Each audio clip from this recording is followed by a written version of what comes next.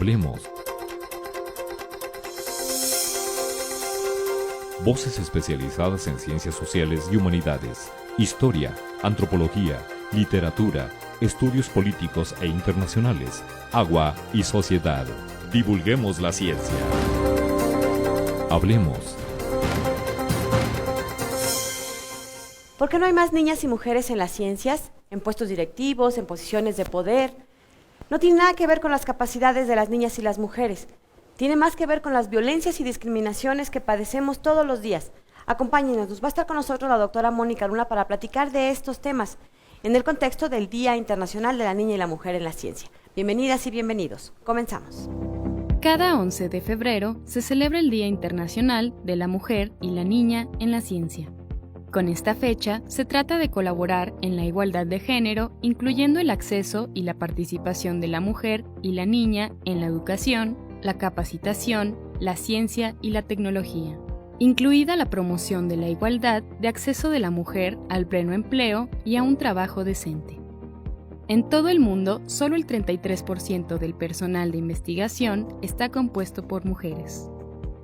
De acuerdo con el Centro de Investigación de Política Pública, en deserción escolar, 3 de cada 5 mujeres abandonan los estudios por falta de recursos, el matrimonio o el embarazo. En el ámbito profesional en México, la mujer percibe un promedio de 36% menos que un hombre. La violencia contra las mujeres llega al grado de feminicidio. 8 mujeres son asesinadas diariamente solo por el hecho de ser mujeres. La autonomía femenina requiere condiciones necesarias de derechos humanos: acceso a la vida, al agua, a un espacio de vivienda digno, a una pertenencia étnica, al desarrollo humano en todas sus capacidades, educación, ropa, alimento, espacios libres de violencia. Para ejercer la autonomía, necesitamos que niñas y mujeres tengan opciones sobre las cuales sea posible elegir. ¿Qué tal? ¿Cómo están? Bienvenidos. Estamos transmitiendo desde el Colegio de San Luis y recientemente pasó el 11 de febrero. Y ese día se conmemora el Día Internacional de la Niña y la Mujer en la Ciencia. Pero hoy queremos revisar precisamente toda esta serie de información que a veces no nos damos cuenta y solo estamos respondiendo pues como a lo que la costumbre nos dice, que las niñas no son buenas en matemáticas y que no son buenas para las ciencias duras o las ciencias exactas o la ciencia en general. Así que hemos invitado a una experta y ella es la doctora Mónica Luna. Y yo digo experta porque además encabeza un proyecto sumamente importante del cual, bueno, pues es la cabeza y ha tenido una serie de experiencias y de contacto muy, muy cercano con la realidad que viven miles de niñas y mujeres en nuestro país. Y bueno, pues le damos la bienvenida. Doctora, muchas gracias por acompañarnos, por haber aceptado la invitación. Doctora Mónica Luna, ella es investigadora del programa de estudios antropológicos aquí en el Colegio de San Luis y encabeza un laboratorio, ya decía yo, sumamente importante, pero con un nombre muy largo, así que lo va a decir ella. Gracias por acompañarnos, Sí. Bienvenida.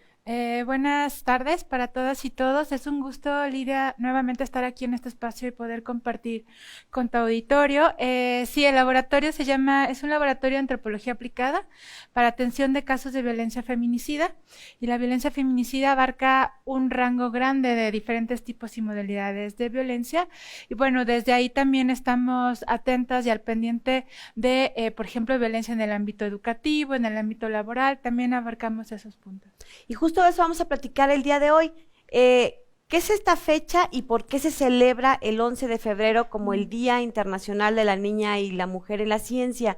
Ya decía yo que, bueno, a veces nos pasa de largo y otros no tomamos como la conciencia de la importancia de seguir conmemorando este tipo de días, no porque sea una celebración, al contrario, como siempre decimos, como con el 8M, ¿no? No es que sea una celebración, es que es necesario revisar qué está pasando y pues qué más podemos hacer. Sí, esta es una fecha que en realidad es reciente de celebración. En 2015 la ONU decretó el 11 de febrero como el Día de la Ciencia de la Niña y la Mujer, y justamente de lo que se trata esta fecha es de reconocer todo el rezago que hay y reconocer todos los elementos de aporte que niñas y mujeres tenemos para nuestra sociedad y cómo entonces tenemos que erradicar esas brechas que nos impiden acceso a educación, acceso a la capacitación y también espacios laborales. Entonces este día se conmemora para resaltar, y sí, aquí habría que celebrar muchas mujeres que están ocupando espacios laborales, espacios académicos, espacios de desarrollo científico, pero reconocer también que todavía nos falta mucho y que sigue habiendo una subrepresentación de niñas y mujeres en los espacios de desarrollo científico y laboral. ¿Qué es la subrepresentación? A mí me suena con que no estamos en igualdad de circunstancias, pero a ver, explícanos tú este término. Sí, es importante. Estar subrepresentadas quiere decir que no estamos ocupando la misma cantidad de espacios en igualdad que los varones. Es decir, somos siempre menos mujeres, somos siempre menos niñas en espacios educativos, son siempre menos mujeres en espacios de ciencias exactas, son menos mujeres en espacios de dirección a nivel de CEOs de empresas, o están mucho en la industria, pero como operarias, ¿no? No entonces, en puestos directivos. No puestos directivos. La subrepresentación quiere decir entonces que hay una inequidad, que menos mujeres accedemos a igualdad de trabajo, de educación, de espacios laborales, y si accedemos hay un costo con esto, ¿no? Entonces hay muchas estadísticas que nos dicen cómo a nivel mundial niñas y mujeres seguimos siendo una minoría en estos espacios, aunque a nivel mundial la población es mayormente femenina. Esto nos habla de inequidad. El tema no es que las mujeres no seamos capaces de ocupar estos puestos, el tema va mucho más allá. Es como cuando en política empezó a darse estas modificaciones a la ley para que fueran representaciones por cuotas, ¿no? Tantos hombres, tantas mujeres, 50 y 50 en espacios de elección popular, por ejemplo. Y en el tema de la ciencia, creo que va por el mismo rumbo, porque no tenemos las condiciones igual que los varones para poder desarrollarnos en estos ámbitos, ¿no? ¿Hay alguna estadística sobre mujeres en las ciencias y en el ámbito educativo, niñas y mujeres en estos ámbitos? Sí, por ejemplo, a nivel mundial, el 33% de la población de personal de investigación está compuesto por mujeres, ¿no? Y es muy difícil es menos fácil que accedamos a recursos financieros o que lideremos equipos. También, por ejemplo, aquí en el Colegio de San Luis, es importante esto que dice, no se trata de una cuota que cubra, sino de identificar por qué no logramos esa equidad. En el Colegio de San Luis, que es un centro público CONACYT, tenemos un total de 58 personas en investigación y docencia, pero de estas 37 son hombres y solo 21 somos mujeres, es decir, ni la mitad por ahí, ¿no? También hay una cuestión que tiene que ver con el abandono de los espacios educativos, y generalmente el abandono de niñas y adolescentes es por embarazo. Es por embarazo porque se unen en matrimonio, y el 40% de las mujeres que son madres durante el periodo educativo, pues que tendríamos que analizar por qué, dejan y abandonan. Pocas mujeres regresan al espacio laboral una vez que son madres también. Entonces tenemos que considerar que si bien logramos acceso a diferentes puntos, prácticas y creencias como que la crianza es exclusiva de las mujeres, pues nos rezaga más en estos puntos. Hay un par de datos que no me acuerdo si tú fuiste quien nos los proporcionó o alguien, pero sí están comprobados. Era, por ejemplo, que cuando empezó el programa Oportunidades Antes Progresa de la entonces Secretaría de Desarrollo Social, había una mayor deserción de niñas. ¿Por qué? Porque aprendiendo a aprender a leer y escribir, o en el mejor de los casos, terminando la primaria, eran las primeras que sacaban de estudiar porque decían, te van a mantener, te vas a casar. Esto estamos hablando de los años 90 del siglo pasado. ¿Qué tanto ha evolucionado o qué tanto se ha mantenido ahora que decías se siguen reproduciendo este tipo de esquemas? ¿Qué factores están influyendo? Sin duda, lo que sigue limitando muchísimo el acceso de niñas, acceso y continuidad en los procesos educativos, tiene que ver con cuestiones estructurales, es decir, a nivel país le seguimos estando en deuda, y también a nivel sociocultural sigue existiendo en todos los aspectos. No solo hablamos de comunidades rurales o indígenas, sino también en nuestra sociedad urbana y mestiza de diferentes grados educativos, es que la asignación del rol materno y de esposas, ¿no? Entonces, mientras no rompamos eso, es decir, cada quien puede elegir serlo, pero eso no tendría que limitar mi derecho y mi acceso al trabajo, a la equidad, a la educación completa, ¿no? Todo eso. Y eso, pues lo que genera son espacios de discriminación, que ahorita podemos hablar sobre eso. Si tienen ustedes la decisión como mujeres de ser mamá y ser esposa, no tiene que ser una u otra. Ajá. Pueden elegir o deberíamos poder elegir que además quiero ser una profesionista, una cocinera, lo que cada quien vaya decidiendo. Lo que nos dice la doctora Mónica Luna es que no siempre hay las condiciones como país, pero esto empieza muchas veces desde esquemas de costumbres, de prácticas culturales, de pensamiento que escuchamos desde muy chiquitas en nuestro entorno más inmediato, papás, hermanos, abuelos, abuelas, en fin. Y bueno, pues sobre esto vamos a ir platicando porque queremos preguntarle a qué nos estamos enfrentando en materia de discriminación y violencia. Ya lo hemos dicho en muchos programas, necesitamos hacerlo visible, darnos cuenta y no pensar que es natural o que es normal. Y bueno, para eso le hemos invitado porque muchas veces estas discriminaciones o estas violencias las vemos como normales al momento de empezar a decidir si nos gustan o no nos gustan las ciencias, las matemáticas, en fin. Así que bueno, de esto y más vamos a platicar regresando de la pausa. Continuamos para charlar con la doctora Mónica Luna, quien es, bueno, pues experta en estos temas y bueno, con esta fecha que acaba recién de ocurrir del Día Internacional de la Niña y la Mujer en la Ciencia. ¿Por qué no estamos como ocupando estos puestos protagonistas que deberían estar siendo ocupados al menos 50-50 por parte de mujeres y niñas? Continuamos.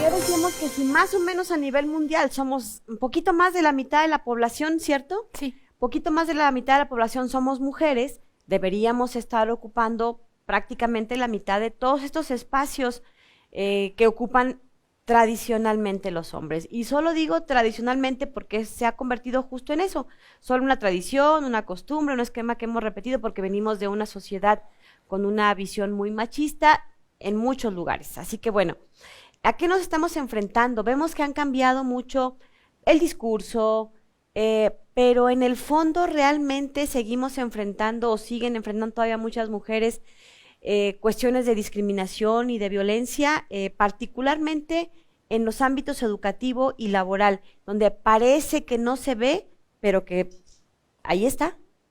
Sí. De hecho, es importante hablar sobre discriminación. El hecho de que niñas y mujeres no estemos accediendo en la misma cantidad y calidad de espacios científicos, lo que rebota es una discriminación. No puedo acceder porque hay elementos que me están discriminando. Y aquí es muy importante establecer qué es la discriminación por razones de género. La discriminación por razones de género tiene que ver con todas estas creencias y estereotipos que asignan en nuestra familia, en la escuela, con los compañeros, lo que se ha generado como lo que las mujeres podemos y no podemos hacer. Y eso es una discriminación porque me empieza a empujar. Cada vez que yo tengo una discriminación estructural, hay escuela en mi comunidad, puedo ir, no hay, me empuja para atrás, hay bachillerato en mi localidad, puedo ir, no, me empuja, entonces me empieza a discriminar y la misma familia nos empieza a discriminar. La discriminación hacia las mujeres por razones de género está muy anclada en los estereotipos y las políticas públicas no han logrado salvar estos estereotipos, entonces lo que genera es una cuestión de inferioridad. yo no puedo, eso es para los hombres, tú mejor dedícate a estas cosas. Tenemos muchas actividades profesiones que han llamado feminizadas, porque si eres maestra de preescolar, pues solo las mujeres, ¿no? Y los ingenieros que andan allá construyendo autopistas, pues solo hombres. ¿Tú cómo crees que vas a andar allá como mujer? Entonces son muchos prejuicios los que nos están discriminando. Y si esos prejuicios no los transformamos en nuestros ámbitos educativos y laborales, nos discriminan. Entonces, ¿qué es lo que sucede? ¿Cómo se traduce esta discriminación? Se traduce en violencia. Se traduce en violencia en el ámbito laboral y en el ámbito educativo. Ahora que decías, perdón, este tema de la discriminación a veces está muy invisible. Por ejemplo, cuando tienes la posibilidad de cursar la prepa, de ir a un bachillerato, pero por tu condición de mujer se complica más porque el camino está oscuro, no hay un transporte adecuado, no hay vigilancia, y entonces te arriesgas en tu condición de mujer a hostigamiento, algún tipo de violencias, asaltos, que dirás, bueno, pero el mismo camino oscuro lo transitan los hombres, los varones.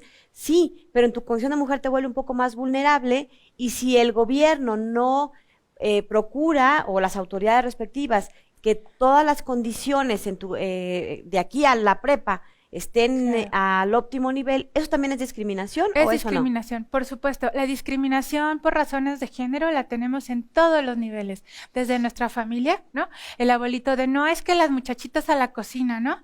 Y no, mijita, ¿usted para qué estudia eso? Mejor estudie corte y confección. Que cualquier profesión es válida para cualquier género. Eso es lo importante que tenemos que decir. Si yo determino cuál es la tuya, porque eres mujer, estoy discriminando, ¿no? Y entonces, como se traduce en violencia, también son violencias que a veces son muy sutiles. Por ejemplo, si estamos en un grupo de trabajo, hay mujeres y hay hombres en un grupo, ¿quién va a hacer la relatoría? Que las mujeres escriban, ¿no? ¿Y quién va a poner el café? Pues la compañera, ¿no? Ya trajo el café, cuando hay varones que también podrían hacerlo. ¿Quién va a hacer, no? Entonces, se siguen asignando a nivel laboral estos roles. Eso es discriminación, ¿no? Porque esto escala, y escala al nivel de, bueno, ¿y quién puede dirigir un proyecto? No, pues los hombres, ¿no? No, pues yo mejor le llevo acá la contabilidad, ¿no? O sea, esos son los puntos que nos empiezan a generar violencia. Y es muy importante hablar de la violencia porque eso nos coloca y nos da pasos atrás en acceso a la ciencia. Las últimas cifras de la ENDIRE, que es la encuesta de relaciones y violencia, nos dice que la mayor parte de la violencia que hemos sufrido niñas y mujeres ha sido en el ámbito familiar, y el que sigue es el laboral y el educativo. Y generalmente los principales acosadores son compañeros de escuela o compañeros de trabajo. Esto es muy significativo porque ahí es donde se están gestando estos procesos de discriminación, y lo que van haciendo es empujar. Tú no sabes, tú no puedes, tú para qué, tú mejor tráete las tortas, ¿no? Y pon el café y anotas. Y eso es importante para que podamos reflexionar. ¿Cómo accedemos niñas y mujeres a la ciencia y a espacios laborales de quehacer científico si nos enfrentamos a estas realidades de violencia cotidiana que nos discriminan? Esto es importante reflexionarlo en la familia, en el espacio educativo, laboral, público, para poder romper esta subrepresentación. Fíjate que me tocó en un partido de fútbol, ahora en el estadio Lastras, el partido San Luis contra Pumas. Una de las árbitros del partido era mujer, estaba abanderando ahí una de las bandas. De los 3 jueces que hay ahí, pues uno era mujer, y me tocó todavía escuchar a una persona como de 45, 50 años más o menos, gritar en una decisión ahí medio polémica que decide la árbitro, y le gritan, mejor regrésate a lavar los trastes. Yo dije, no puede ser que lo estemos escuchando en este 2024. Sí, y sí se pudo. Había una niña ahí enfrente de este señor, y voltea y le reclama, una niña de unos 10, 12 años. Entonces, bueno, me dio gusto por un lado por la reacción de la niña, pero me dio mucho coraje que esta persona, es un adulto joven relativamente, que siga con tipo de violencia, porque eso es una violencia también, ¿no? Sí, y por eso es tan importante poder reconocer que tenemos una ley general de acceso a las mujeres a una vida libre de violencia. Esta ley general está estipulando de manera muy concreta lo que es violencia en el ámbito laboral, violencia en el ámbito educativo. Si no logramos transformar esto, seguimos discriminando nuestro poder desarrollo humano. En uno de los documentos de esto que preparamos para el día de hoy, decíamos es que el acceso a la ciencia de niñas y mujeres es una cuestión de derechos humanos, ¿no? No es de voluntad. Entonces, tenemos leyes que ya nos están enunciando y protegiendo, y la cuestión es el compromiso en todos los niveles para poder transitar estos espacios y entonces poder continuar quienes decidamos o poder tener una opción de acceder a estos lugares o a estas ciencias que podrían parecernos solo para mujeres, ¿no? Un ejemplo, luego dicen, lo primero que pueden decir es que las mujeres siempre manejan mal, ¿no? Bueno, la primer mexicana que llegó ya al espacio es una joven ingeniera, ¿no? No, imagínense, o sea, manejamos cohetes. Maneja una nave espacial, ¿qué más quieres? Pero la creencia es, no, o sea, no pueden. Y ahí yo tengo una teoría que es bastante arbitraria, pero me parece que siempre lo viví de manera cercana, digamos, es que enseñan a los hombres a manejar desde más chiquitos y entonces la habilidad y la pericia la adquieren desde los 12, 13, 14. A mí mi papá me enseñó hasta los 20 y tantos años, claro. Entonces creo que ese podría explicar, pero bueno, esa es solo mi explicación. Fíjese que la doctora Mónica nos trajo una serie de cifras que bueno, ahí tú me vas diciendo si quieres comentar alguna, pero por ejemplo dice, 3 de cada 5 mujeres abandonan los estudios por falta de recursos o el embarazo o el matrimonio, que ya nos mencionaba, pero por ejemplo, 40 de cada 100 mujeres de las madres que se vieron en la necesidad de dejar la escuela fue debido a la falta de dinero. El 26 de cada 100 de estas mujeres abandonó los estudios tras ser madre por falta de tiempo.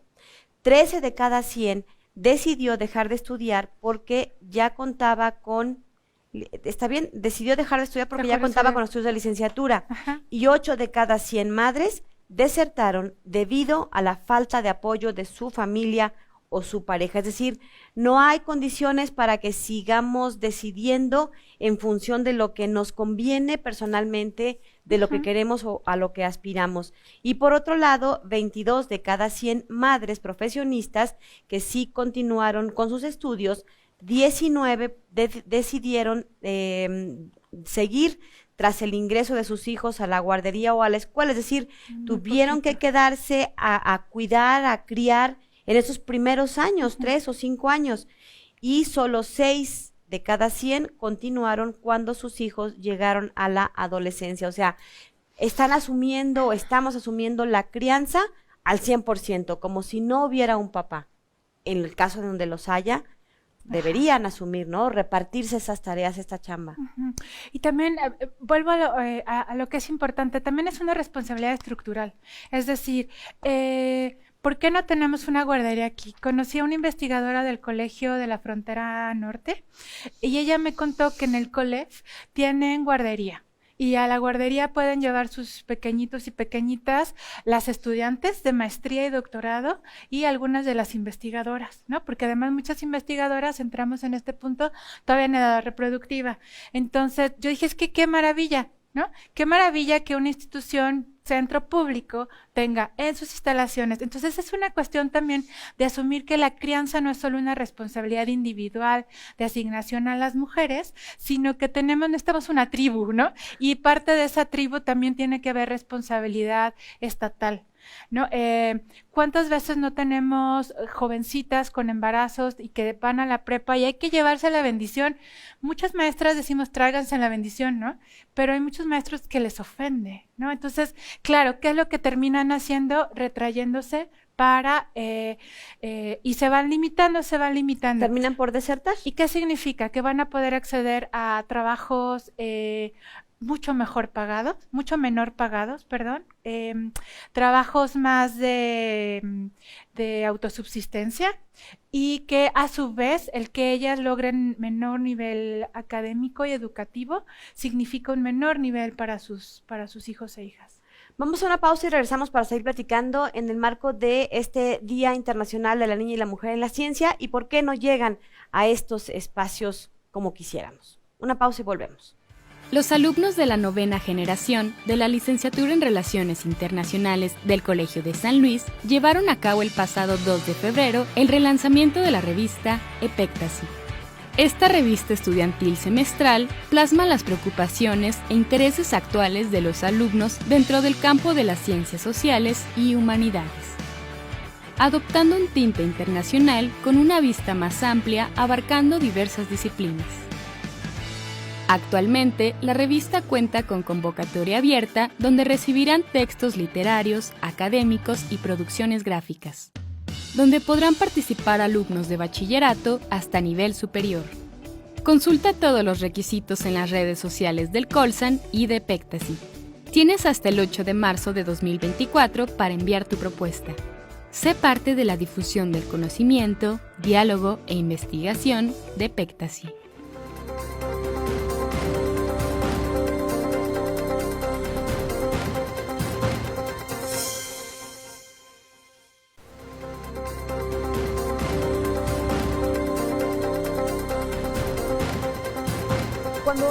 Cuando somos niños, niñas, mucha gente suele preguntarnos ¿qué quieres ser de grande?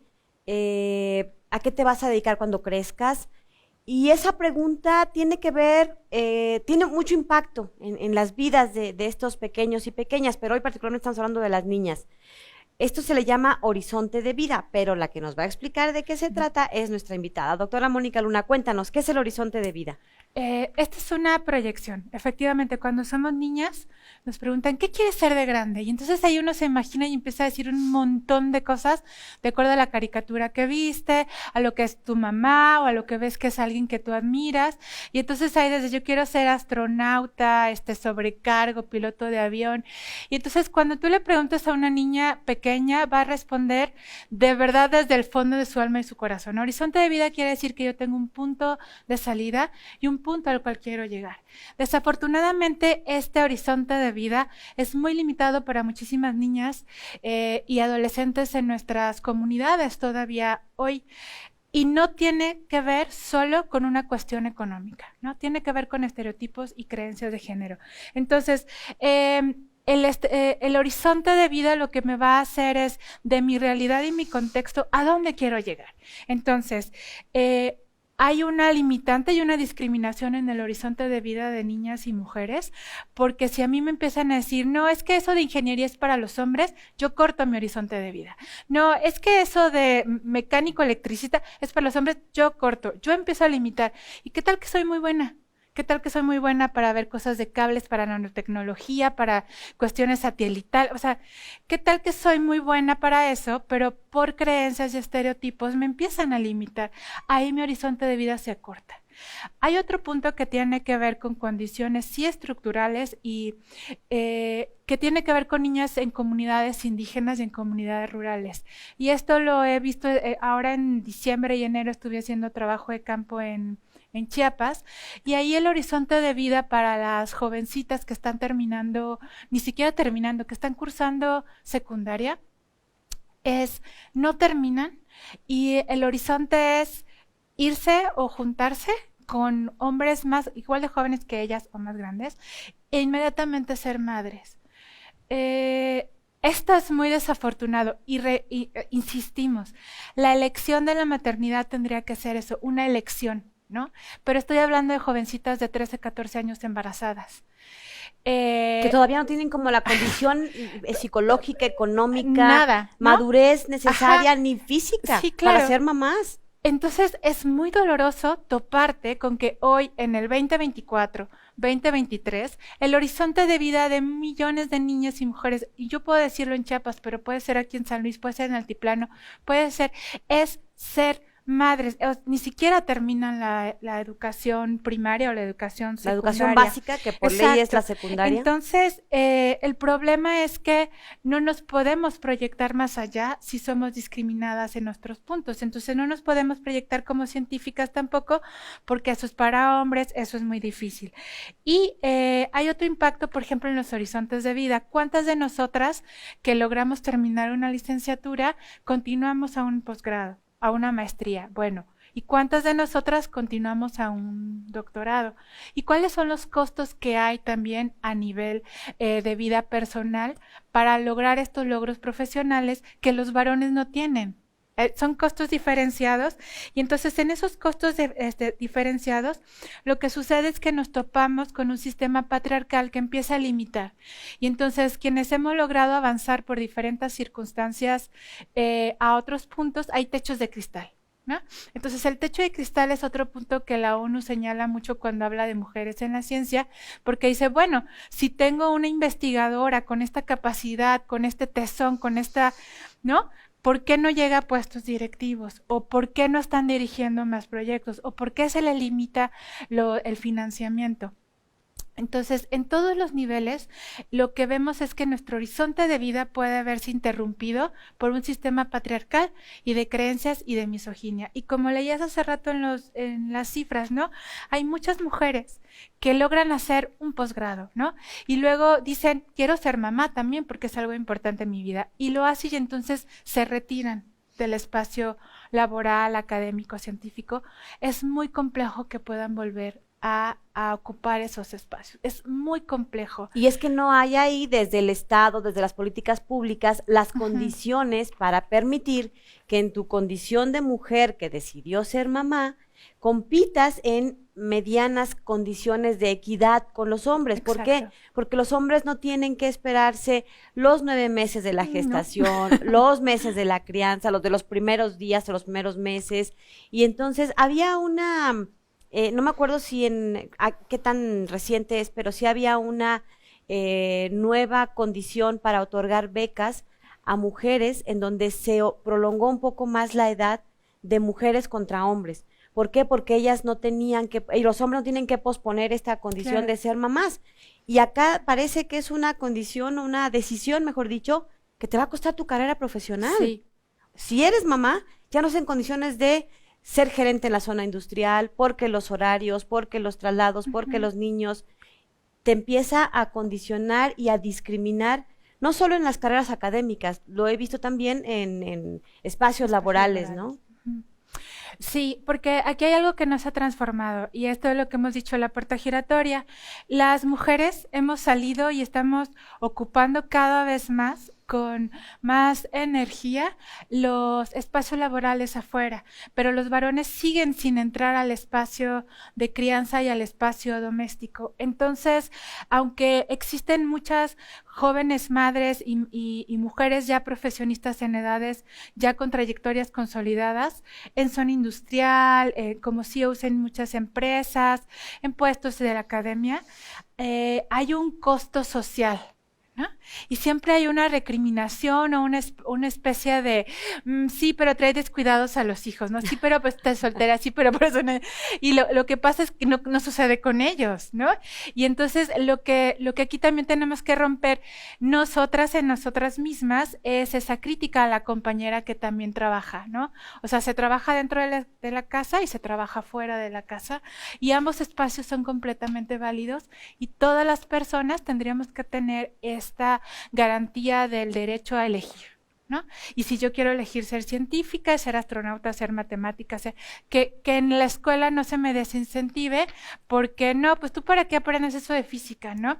Las niñas, y hay muchísimas niñas con muchas habilidades para el pensamiento lógico-matemático, que tal vez solo bastaba que se le explicara tantito más para que pudiera despuntar, pero se vende esta idea de, no, pues las niñas, el socioadministrativo es el que está más lleno, ¿no? A eso es iba. que es bien difícil las matemáticas, no son difíciles. Es que al físico solo se van los hombres porque van a ser ingenieros. Sí. ¿Y qué? ¿Las niñas no pueden ser ingenieras? Sí, y eso tiene que ver nuevamente con la reproducción de estas creencias y lo que nos toca es romper esas creencias.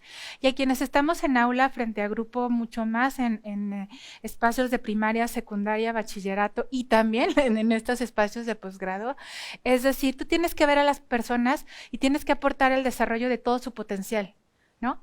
Y ese potencial no tiene que ver con que tú creas que las mujeres solo son para la cocina, ¿no? Que solo le van a servir las medidas para ver cuántas cucharadas pone, sino que de verdad poder reconocer la gran potencialidad que tenemos y que si no podemos desarrollarla es por discriminación, ¿no? Y eso es lo que tenemos que romper. Porque desde muy chiquitas vamos aprendiendo que las matemáticas no se nos dan, que si el cerebro de las mujeres está diseñado para no sé qué cosas, no es cierto. Y ahí, lamentablemente, pues todos vamos abonando un poco, papás, maestros, y creo que has dado una frase importantísima. Ahí los educadores, los padres, los hermanos, en fin, todas las personas que rodean a las niñas, deberíamos ver solo personas, que no nos importe si son hombres o mujeres, son seres humanos que tienen que desarrollar su potencial en lo que prefieran. Y si ya fue su elección informada, dedicarse a las artes, dedicarse a lo que quieran, que se vayan al socioadministrativo, a las humanidades, pero que ya decidieron que a lo mejor, pues efectivamente, sus habilidades, su gusto, su vocación no está en la física o en la química o en el cálculo o en estas ciencias que siempre se nos ha vendido, que bueno, pues son para hombres. Cuéntanos un poco por qué es relevante tener una participación activa de niñas y mujeres en la ciencia, porque ese es un punto también importante. Yo había escuchado a alguna política por ahí ya de nivel nacional que nos decía, es que las mujeres le imprimen un sello muy particular a las políticas públicas, porque están sensibilizadas de otra manera, desde sus necesidades. Yo no sé si eso mismo ocurra o si sea una característica, pero creo que es importante la participación de niñas y mujeres en asuntos de ciencia. Sí, esto es fundamental. Es relevante porque es nuestro derecho humano. Es nuestros derechos como humanas. El derecho a la ciencia es reconocido internacionalmente a que podamos participar en ese desarrollo, que claro que tenemos otras necesidades, otras visiones, porque históricamente se nos ha relegado. Entonces todavía hay muchos textos científicos que hablan del hombre, ¿no? Y entonces, sí, pero yo soy la que carga el agua, ¿no? Entonces, es fundamental porque nosotras somos esa otra parte de la humanidad, tenemos experiencias corporales diferentes y diversas. Por estas situaciones de estructuras, de roles de género, vemos qué es lo que se necesita mejorar, transformar. Entonces, ¿cómo vas a hacer ciencia si no me incluyes a mí, que soy la otra parte de la humanidad, ¿no? Como mujeres, además, como mujeres somos muy diversas, diferentes puntos de los que estemos en el planeta, ¿no? Entonces, los derechos de las niñas y de las mujeres es que tenemos un disfrute y un derecho pleno y en condiciones de igualdad a vivir libres de todas formas de discriminación. Por eso es fundamental que podamos acceder a estos espacios. También porque tenemos esta otra sensibilidad para poder generar otros instrumentos que puedan ayudar a desarrollarnos. Por ejemplo, no me acuerdo si esto ya lo hemos comentado o no, pero el parto originalmente se paría en cunclillas. O, bueno, todavía en nuestras comunidades indígenas tienen ahí unas formas con rebozo. ¿Cuándo se pasó a la posición que ahora se le conoce ginecológica, acostadas? Cuando los hombres médicos empezaron a intervenir en el parto y entonces ¿cómo el doctor se iba a agachar? ¿No? Pero, no sabía. ¿Dónde vas a hacer eso de parto? Porque me encanta, pero la cuestión es que hay toda una apropiación de los conocimientos y de los cuerpos femeninos que en la ciencia también se nos ha negado. Entonces, lo que sucedió ahí es que el doctor no se tiene que hincar, sí, pero incluso por gravedad, pues cuesta más a una mujer que pueda parir. Ahora, por ejemplo... Espérame, dejarlo ahí porque tenemos que ir a la pausa, ya me están haciendo aquí caras feas. Hacemos un corte y regresamos para seguir con estos y muchos ejemplos de cómo es importante hacer visible la discriminación y violencia que de manera cotidiana impiden que nuestras niñas y mujeres desarrollen todo su potencial. Continuamos.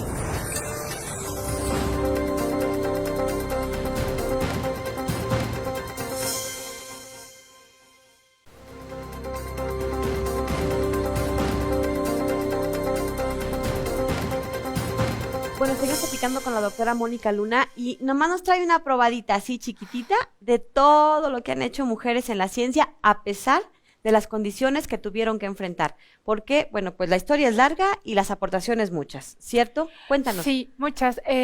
Para prepararme para este programa estuve buscando quiénes eran las científicas, quiénes han sido las primeras científicas mexicanas y también antropólogas, quiénes han sido las primeras antropólogas mexicanas. Y la verdad es que fue muy, muy grato empezar a encontrar nombres porque, por supuesto, a nivel internacional está Marie Curie, ¿no? Tenemos grandes mujeres científicas que han aportado mucho. Yo decía, pero aquí en México, ¿quiénes?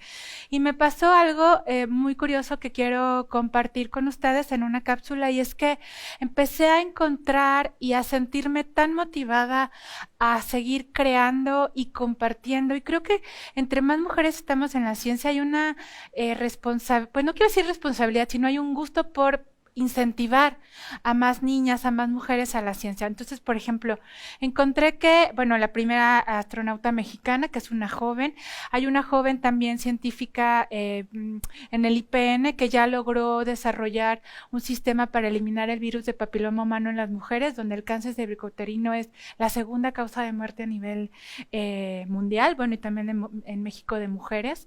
Entonces ya tenemos ahí también avances. Encontré también de estas primeras geógrafas que caminaban el Cerro de la Estrella en Iztapalapa. Encontramos mujeres que han estado desarrollando robótica, por ejemplo, para atender el tinnitus. Y poder trabajar con electroencefalogramas. Encontré mujeres astrofísicas que luego también gracias a ellas se logró la generación de institutos de astrofísica. Encontré mujeres biólogas que están trabajando con amibas, y entonces como a través de las investigaciones que están haciendo, están trabajando o traslaparon esa investigación con estos parásitos a cuestiones de pacientes esquizofrénicos, ¿no? Y encontré una maravillosa bióloga que ella trabaja con sapos y ranas, y entonces se puso a indagar la personalidad de sapos y ranas a través de un tapete de colores. O sea, lo que yo encontré es una diversidad en mujeres en la ciencia. Encontré mujeres que lograron ser las primeras en titularse en México y tuvo que obtener un permiso de Porfirio Díaz, ¿no? Porque ¿cómo una mujer iba a estudiar biología? O sea, ¿no? Entonces, creo que lo que comparto con ustedes en esa cápsula es reconocer el trabajo de estas grandes mujeres que no se han quedado con estereotipos de género, que no se han sentado en la cocina. Quien se quiera sentar y cocinar delicioso, bienvenido, pero si quieres hacer otra cosa, si quieres explorar el universo, si quieres también se vale averiguar un charco de agua, ¿no? O sea, ¿qué bichos hay? Si lo que quiero es desarrollar nanotecnología, si lo que queremos es hacer antropología. Encontré una cosa maravillosa de las antropólogas mexicanas, una antropóloga que yo no conocía, pero ella incluso podría ser de las primeras antropólogas feministas, ¿no? Y ella estuvo luchando en el ejército de Emiliano Zapata, ¿no? Y era antropóloga. Entonces, lo que encontré fue una gran motivación para continuar haciendo ciencia, una gran motivación para continuar compartiendo lo que hacemos desde todas las áreas, ciencias duras, ciencias exactas, y poder decir, es nuestro derecho. Y también lo más importante es decir, es nuestro derecho, y para poder lograr que esta pasión con la que hoy yo cuento y pude construir este texto, y con la que veo a mis colegas aquí, investigadoras, y que conozco a otras personas, necesitamos espacios libres de violencia. en el ámbito educativo y en el ámbito laboral para poder desarrollarnos como lo que es nuestro pleno derecho y aportar a la sociedad, que esto es lo que hacemos, aportamos. Vamos a ver la cápsula que nos ha preparado la doctora Mónica Luna y regresamos para cerrar esta charla. ¿Qué hacemos las mujeres en las ciencias? Hacemos magia, con medicina, con hierbas, con estrellas del cielo y estrellas del mar. Enseñamos y transmitimos la pasión por la tierra, por los astros, por la humanidad. Subimos cerros y recogemos plantas y piedras. Hacemos botánica, poesía, novelas y cantos. Recorremos calles, trazamos con cálculos matemáticos el crecimiento de nuestros pueblos y ciudades. Creamos robots y los usamos para registrar las ondas cerebrales y modificar nuestra audición. Nos entendemos con sapos y ranas, pero ya no los besamos. Ahora desciframos su personalidad a través de tapetes multicolores. Desentrañamos las moléculas, jugamos con ellas para generar nuevas reacciones químicas que capten mejor la luz solar. Sin temor alguno, nos sumergimos en nuestras retinas, sus sombras, sus afecciones. Juntamos parásitos, bichos y bacterias, como las amebas, y a partir de ello, nos adentramos en el funcionamiento de citoesqueletos en neuronas de pacientes psiquiátricos. Con tubos de ensayo, mezclamos para hacer pócimas que curen el corazón, el hígado, que disminuyan los tumores, los humores y los amores. Creamos desde el barro espacios de conocimiento, aulas, laboratorios, institutos. Participamos en nombrar los cuerpos celestes, en develar sus gases y sus galaxias. Nos preocupan nuestras hermanas, madres e hijas, nuestras amigas, su salud y la nuestra. Nos abocamos a desarrollar tecnologías que sanen nuestros cuerpos y textos que sanen nuestras almas. Como Marie Curie, llevamos cerca de nuestro corazón un tubito con material efervescente y radioactivo que impulsa a mirar el mundo entero con profunda curiosidad, con preguntas milenarias, con capacidad inagotable por el asombro de lo cotidiano y de lo extraordinario. Nuestras mentes crecen cuando compartimos con aquellas a quienes se les ha arrebatado el derecho de cuestionar, de crear y de experimentar. Nuestras comunidades crecen cuando reconocemos nuestros logros individuales y colectivos, cuando mostramos sin miedo la amplitud de nuestras capacidades y el rico mundo interior femenino se plasma en ciencia, física, química, matemáticas, sociología, psicología, astronomía, politología, medicina. Todas las ciencias, todas las mujeres, todas las opciones.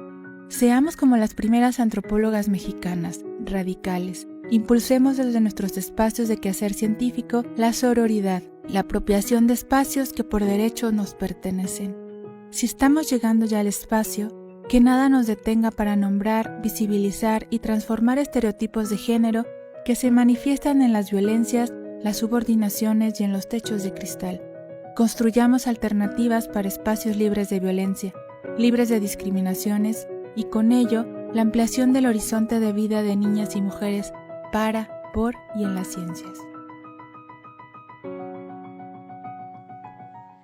Bueno, pues ya vieron esto que nos ha preparado. A mí me encanta porque este programa le ilumina el rostro cuando se apasiona con estos datos. Y es que pensemos simplemente en las mujeres.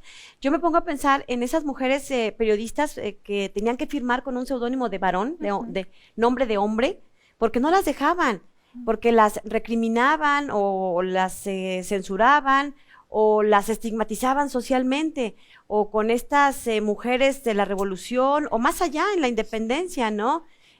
Sin ser experta en el personaje, siempre menciono a Leona Vicario, pero tenemos como muchos ejemplos a lo largo de la historia de México y del mundo, de muchas mujeres que han desafiado el entorno que les tocó vivir. ¿Qué dirías que podemos hacer desde nuestra casa, con nuestras hijas, con las mujeres que nos rodean, para volver la mirada a estas discriminaciones casi invisibles? Una de las primeras cosas es poder ampliar el horizonte de vida. Pensemos en el horizonte, esto que veo y también lo que no veo, pero entonces poder decir lo que tú desees. Búscalo y poder apoyar a nuestras niñas, nuestras jóvenes, incluso las mujeres que ya se han retirado, que puedan regresar. Entonces, buscar, y la ONU lo dice, ¿no? Lograr igualdad y empoderamiento. Para mí tiene que ver con autonomía. La autonomía femenina requiere condiciones necesarias de derechos humanos y este también es un llamado a nivel institucional, público, política pública. Para poder desarrollarnos necesitamos derecho a la educación, al agua, a la vivienda, a una vida libre de violencia, a la salud, ¿no? A la seguridad social. Entonces, para poder tener entonces ese desarrollo en todas nuestras capacidades. Creo que lo que aprendí de este grupo de mujeres mexicanas científicas es que ninguna se tragó la galleta de tú no puedes porque eres mujer. Entonces, ¿qué necesitamos? Pues escupir la galleta, ¿no? Así, no escupen la galleta, pero pregúntense, ¿por qué no? Y entonces, para promover el acceso libre de niñas y mujeres, creo que lo que más necesitamos es cuestionar. Y somos muy buenas cuestionando. ¿Por qué no? ¿Por qué no? ¿Por qué no? ¿Por qué no? ¿No? Hay respuestas que tienen que ver con garantías que el Estado nos tiene que dar. Y entonces tenemos que seguir buscando que el Estado nos lo dé. Garantías a una vida libre de violencia, ya lo decíamos, ¿no? Escuelas o instituciones que nos permitan llegar al trabajo bien, ¿no? Seguras, en casa, que respondan a nuestras necesidades, guarderías. Entonces, esto es una cuestión colectiva, es una cuestión personal y es una cuestión de compartir, ¿no? O sea, que entre más podamos decir si es posible y apoyar a nuestras estudiantes y otro personal, pues vamos a ir impulsando para romper esta inequidad de niñas y mujeres en la ciencia. Creo que este horizonte, ¿cómo le llamaste? Horizonte de vida. Horizonte de vida tiene la clave, ¿no? En no limitar, no decirles no vas a poder, al contrario, alentarlas, sí que se informen, sí que revisen y en función de ese conocimiento tomen una decisión mucho más consciente, mucho más informada y eso creo que nos va a ir cambiando el panorama a todos. No podemos permitir que nuestras niñas se queden con solo el ejemplo de las mujeres más inmediatas, porque era otra circunstancia la que vivíamos y eran otras realidades. Hoy ellas tienen un poquito mejor entorno, así que pues alentemos ese horizonte de vida para que no se queden nomás aquí y no se quieran casar a los 13 y tener hijos a los 14, porque hay mucho más destino si su horizonte de vida se puede ir ampliando. Doctora Mónica Luna, muchas gracias por acompañarnos. Muchas gracias, es un gusto siempre. Sabemos que anda súper movida, está entre Chiapas, México, San Luis, etcétera, y bueno, pues le agradecemos que nos haya dedicado estos momentos. Y nosotros nos vamos, nos despedimos, les recuerdo que el programa se estrena mañana miércoles en el canal de YouTube de El Colegio de San Luis. Soy Lidia Huache, pásela muy bien, hasta la próxima, los dejamos con la Agenda Colsan. El Colegio de San Luis te invita a los eventos y actividades que se llevarán a cabo durante los próximos días. El programa de Agua y Sociedad realizará la charla Historia de la Exploración Botánica en San Luis Potosí, el 15 de febrero a las 10 horas en la Sala de Seminarios 3 del Colsan. La doctora Neira Alvarado presentará su libro La restitución etnográfica a prueba de los niños, el 15 de febrero a las 12 horas en el Salón Alfredo López Austin del Instituto de Investigaciones Antropológicas de la UNAM. Se llevará a cabo el Seminario de Masculinidades, Enfoques Históricos y Etnográficos, del 26 de febrero al 1 de marzo en la Sala de Seminarios 10 del Colsan. Para mayor información puedes mandar correo a fernando.alanis@colsan.edu.mx. Próximamente se realizará el seminario online de Ciencias Sociales Computacionales, a cargo del Dr. Antonio Aguilera a partir del 7 de marzo. Consulta nuestras redes sociales para mayor información. Consulta los detalles de este y otros eventos a través de nuestra página web www.colsan.edu.mx y síguenos también en nuestras redes sociales. Hablemos